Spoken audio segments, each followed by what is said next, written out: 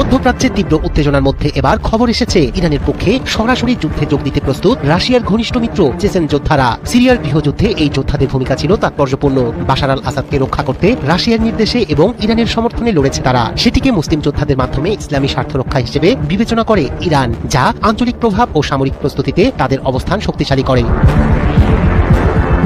Ukraine যুদ্ধে রাশিয়ার হয়ে বড় ভূমিকা রাখছে রমজান কাদিরভের চেচেন যোদ্ধারা। তাদের আকমাত স্পেশাল ফোর্সের মতো ইউনিটগুলো কাজ করে রাশিয়ার প্রতিরক্ষা মন্ত্রণালয়ের অধীনে। সম্প্রতি ইসরায়েলের ইরান বিরোধী হামলার জবাবে রাশিয়ার বড় আকারের সামরিক প্রস্তুতির আহ্বান জানিয়েছেন চেচেন নেতা রমজান কাদিরভ। এটি ইরানের প্রতি তাদের সমর্থন প্রদর্শনের অংশ।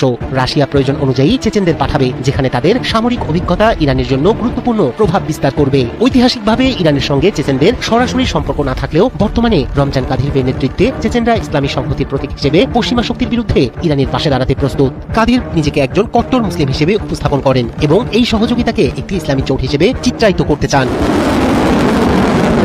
চেচেনদের যুদ্ধ অভিজ্ঞতা ইরানের জন্য বড় সুবিধা। তারা শহর, জঙ্গল বা সীমান্ত সংঘাতে দক্ষ, যা মার্কিন বাহিনীকে অপ্রত্যাশিত চ্যালেঞ্জে ফেলতে পারে। চেচেন যোদ্ধাদের ধর্মীয় ও সাংস্কৃতিক যোগসূত্র এবং তাদের রাশিয়ার মাধ্যমে পাঠানোর ক্ষমতা ইরানের কৌশলগত অবস্থানকে আরো দৃঢ় করবে। চেচেনরা ইরানের ভাড়াটে সৈন্য নয়, বরং তারা রাশিয়ার ঘনিষ্ঠ মিত্র হিসেবে ইরানের আঞ্চলিক স্বার্থে সমর্থন যোগাচ্ছে। মার্কিন ও পশ্চিমা শক্তিকে জটিল পরিস্থিতিতে ফেলেছে এবং যুদ্ধের মাঠে কৌশলগত সুবিধা নিশ্চিত করেছে।